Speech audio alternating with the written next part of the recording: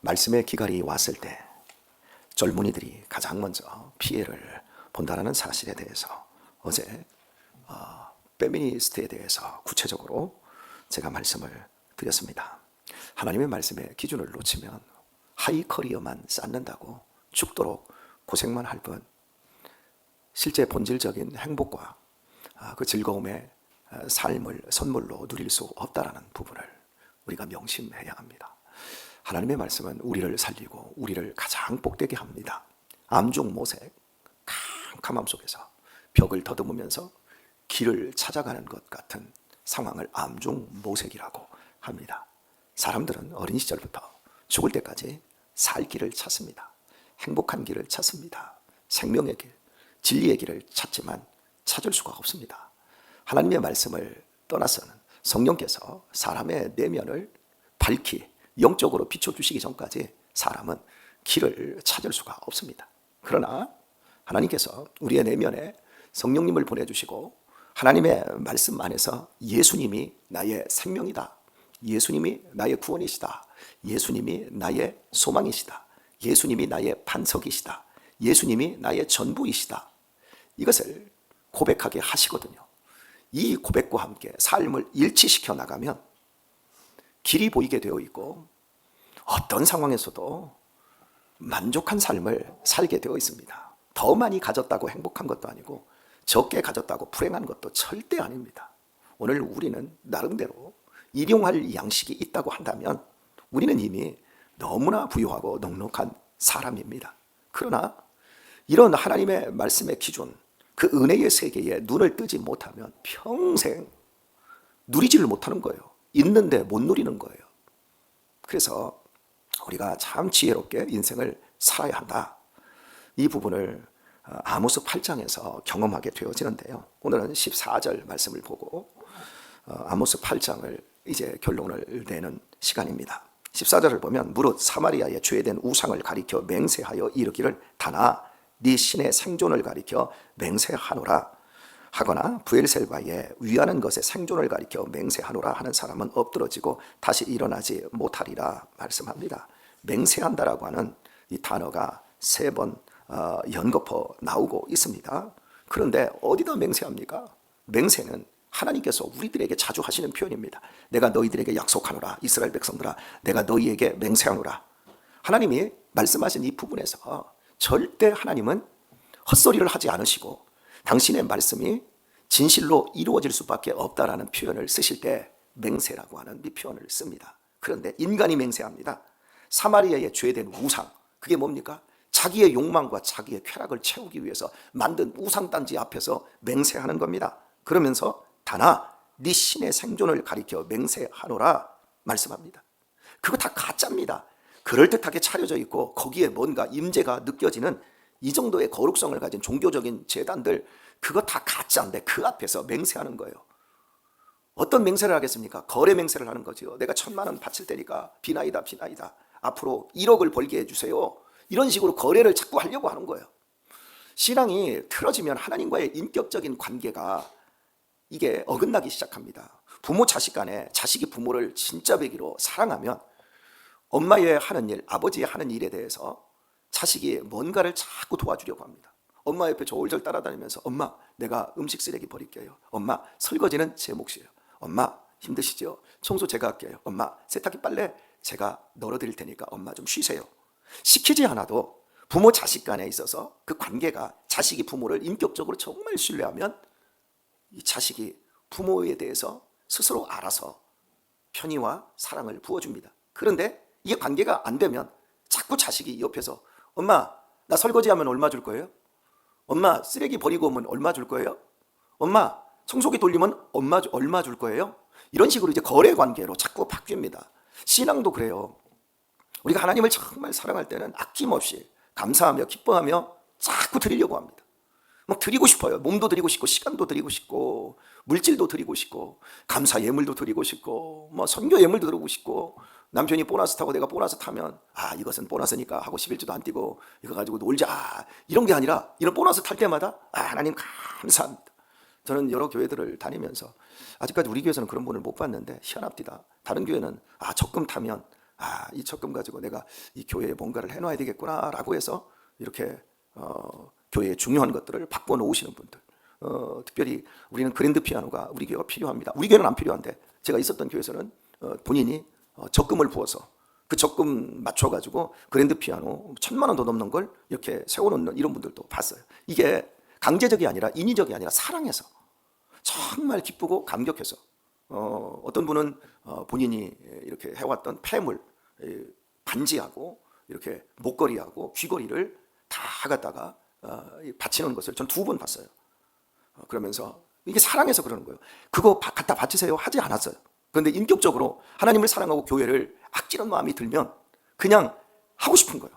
그것도 오른손이 하는 거 왼손이 모르게 다른 사람 앞에서 공표하지 않고 목사님에게만 살짝 이렇게 가져다 와서 절대 사람들에게는 얘기하지 마세요. 참 아름다운 일이죠. 그런데 이게 거래관계로 이게 바뀌어져 버리면 추수감사절 때는 그래도 5만 원 해야 10만 원 해야 내가 그래도 체면이 서지. 자꾸 이제 이렇게 가는 거예요. 그럼 하나님이 모자라는 분이 아니시잖아요. 하나님이 얼마나 부유하신 분입니까? 근데 이 거래관계를 튼다? 이걸 정말 주의해야 됩니다. 우리의 마음에 하나님을 사랑하는 마음이 항상 일정하게 어느 이 수준 위에서 하나님을 사랑하는 그 인격적인 신뢰가 더 깊어질 수 있어야 합니다. 이게 떨어지면 그때부터는 억압이 되고 복을 못 누립니지요. 자꾸 맹세하는데 쓸데없는 짓을 하는 거예요. 이 본문에서. 여러분, 우리가 자식들이 부모에게 엄마 나 사랑해? 사랑하지. 엄마 나 얼마나 사랑해? 이만큼? 그럼 애들이 화를 냅니다. 이만큼? 좋아하죠. 그러면 너는 아빠 사랑하냐? 물으면 얼마나? 이만큼. 에이, 네가 이만큼 해봤자 아버지 품보다도 반절도 안 되는데 얼마만큼 사랑해? 그러면 애들이 딱 하는 말 안 가르쳐줬는데도 희한합니다. 하늘만큼? 땅만큼. 그러면 모든 게 다 통해버려요. 우리의 마음속에 하늘만큼 땅만큼보다도 더 크게 하나님을 사랑할 수 있어야 합니다. 왜냐하면 하나님은 하늘과 땅을 지으신 분인데 우리가 지금 보고 있는 이 하늘과 땅은 사실은 우주 전체에서 먼지보다도 작은 거거든요. 우주가 얼마나 큰지 아직도 모릅니다. 그런 엄청난 하나님이 저와 여러분을 사랑하십니다.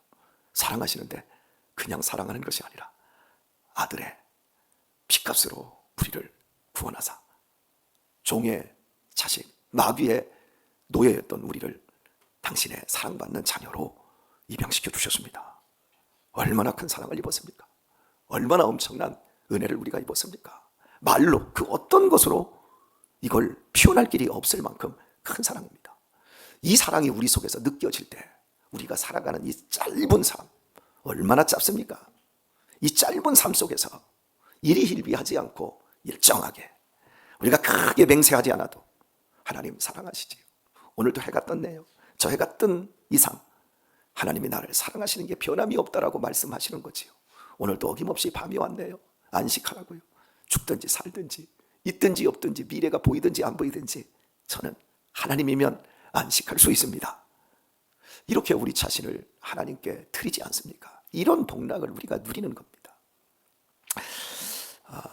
이제 아모스서 8장 전체 이야기를 좀 해보도록 하겠습니다. 여름실과 한 광주리를 보여주셨습니다. K치를 보여주셨어요.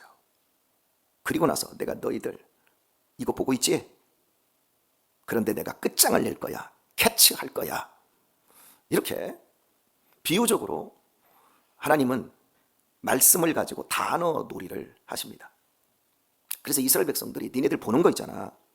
그거 조심해야 된다. 니네가 보는 게 전부가 아니야. 여름실과 보기 얼마나 좋아? 그런데 물만 진탕 들었지 그거 금방 썩지 않냐?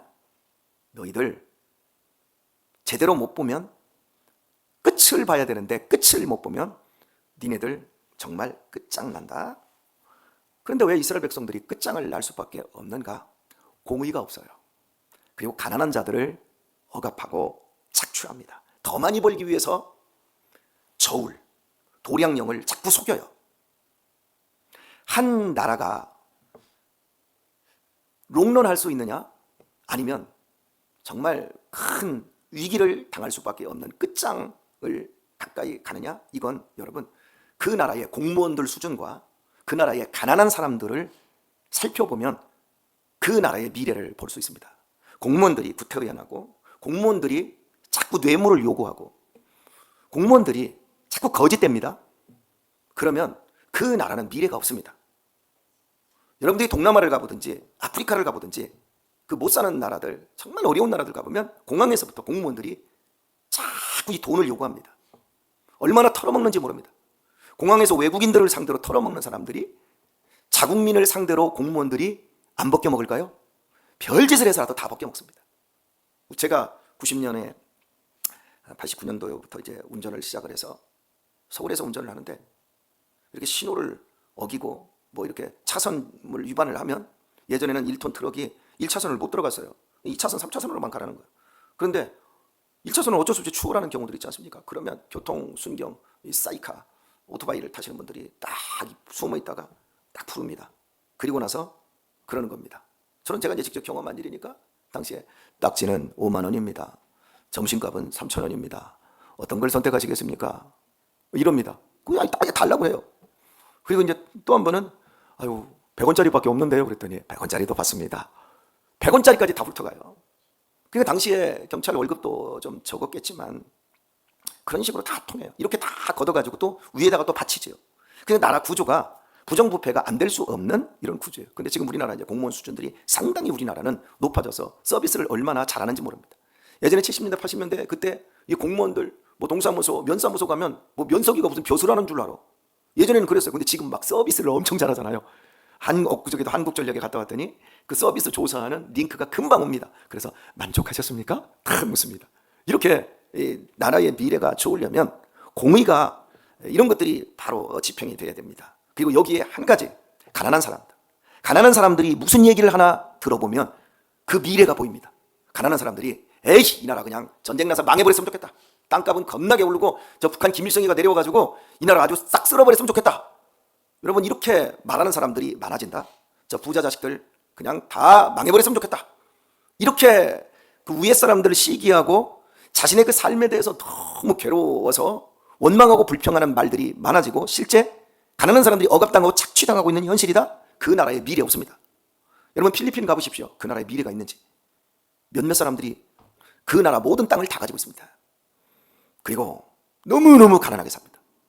사람들이 그냥 도둑질이나 하고 얻어먹으려고는 하고 그 사람들이 가난해서 헤어나올 수 없는 시스템 자체 구조적이나 제도적인 모순 그걸 들여다보면 그 나라에는 아무런 소망이 없는 겁니다.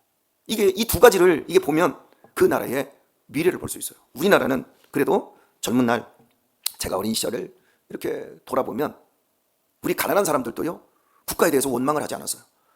너무 가난한데 우리가 국가를 위해서 무엇을 할까? 그러면서 열심히 일하자. 근면하게 일하자.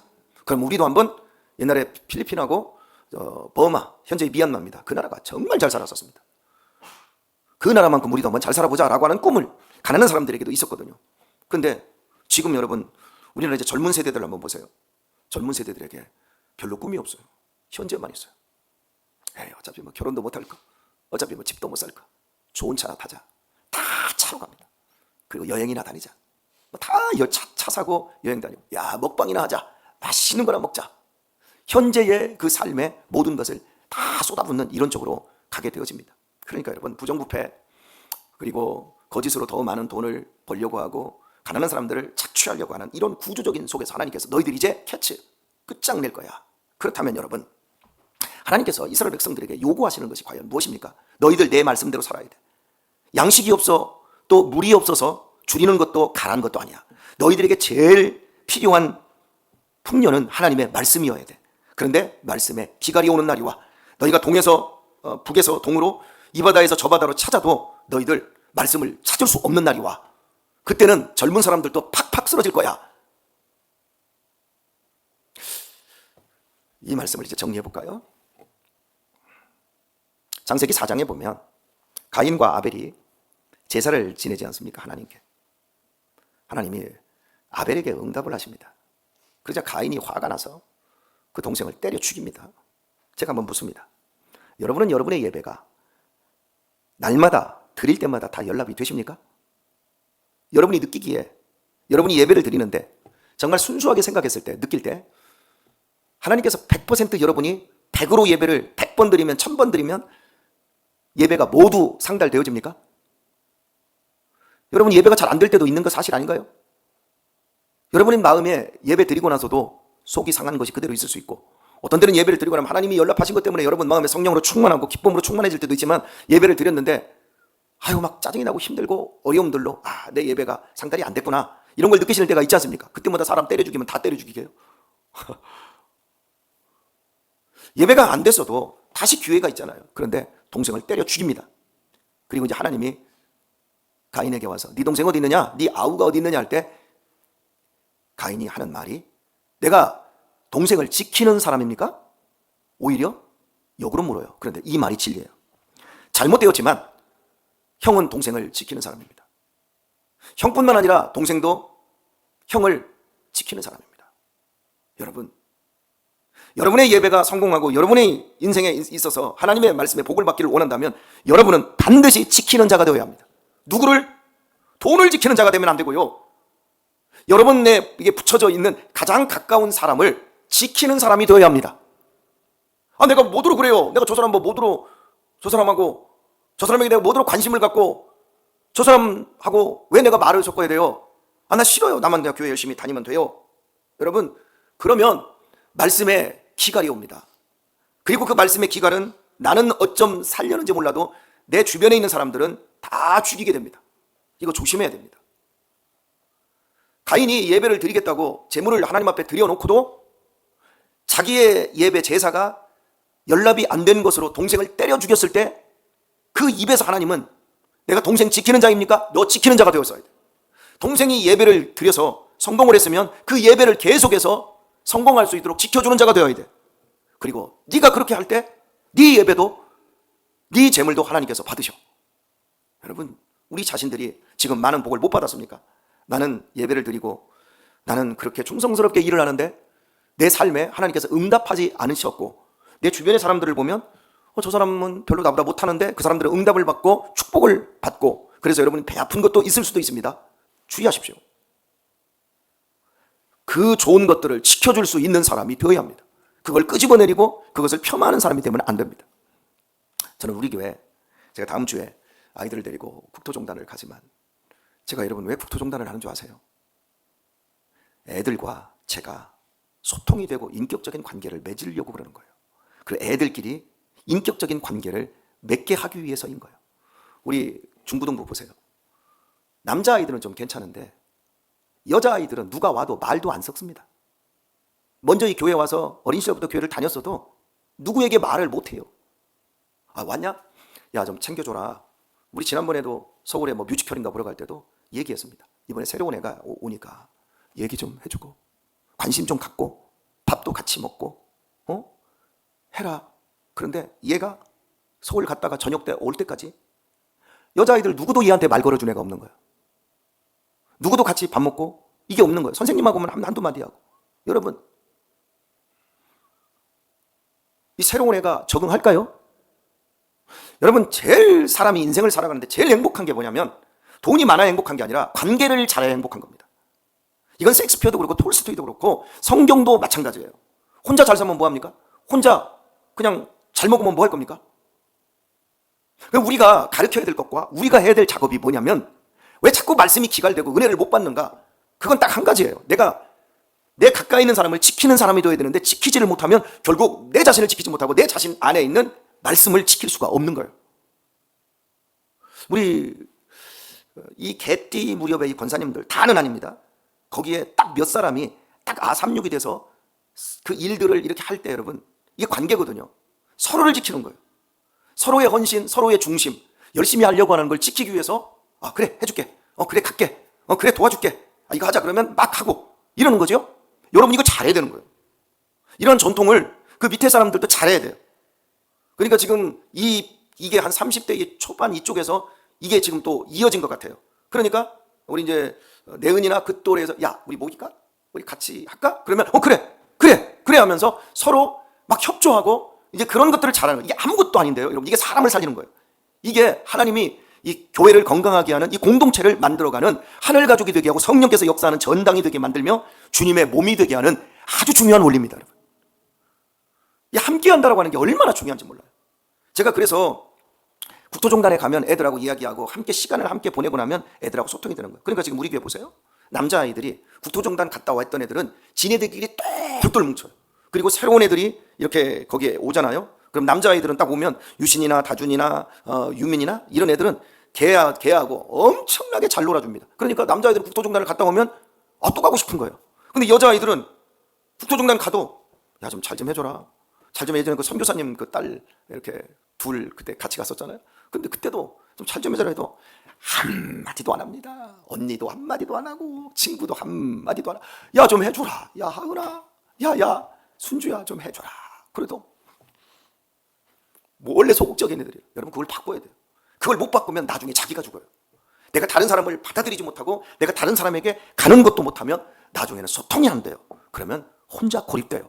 하나님의 말씀이 기갈되면 가장 먼저 누구에게 오늘 피해가 온다고 말씀해요? 그날의 아름다운 처녀와 젊은 남자가 다 갈아여 피곤하리라. 이 관계할 줄 알아야 돼요. 저는 이 국토종단이나 애들하고 산에 가고 했던 그 애들하고는 이 소통이 잘 돼요. 근데 본인들이 느끼기에는, 이 안 한 애들은 본인들이 느끼기에는 나는 목사님 되게 좋아하고 저 굉장히 존경하고 사랑해요. 그런데 이게 함께하는, 이게 소통하고 서로를 지켜준 시간들이 없으면 농밀하게 이게 익어가지를 못해요. 참 안타까운 거예요. 이게 이 교회 안에서 어떤 활동을 하고 김장을 하고 교회 안에서 어떤 봉사 활동을 할 때 여러분 웬만하면 함께 하시길 바랍니다. 웬만하면 함께 협조하고 그것을 지켜주시길 바랍니다. 그때 여러분 말씀을 지킬 수가 있는 거고, 그때 여러분을 지킬 수 있는 거고, 그때 나와 관계되어 있는 가장 가까운 사람들이 지켜질 수 있는 거예요. 아무것도 아닌 것 같은데 아무것도 아닌 것이 사실은 예배고 그것이 생명이 됩니다. 이 교회가 하나님의 말씀에 기갈이 일어나지 않기를 소원하고, 여러분 가정에 하나님의 말씀에 풍성한 축복이 역사하기를 축복합니다. 이 놀라운 삶을 살아내십시오. 작은 것에서부터 무너지고요, 하나님은 작은 것에 충성할 때 큰 것도 맡겨주십니다. 이 기가 막히고 복된 삶을 여러분 절대, 너 지금 뭐 보고 있니? 여름실과 보고 있어요. 그런 거 보지 마세요. 끝장을 향해 가고 있는 것들에 눈을 돌리셔서 정말 끝장 나기 전에 여러분이 그것들을 세우고 회복시킬 수 있는 은혜가 있기를 예수님의 이름으로 축원드립니다.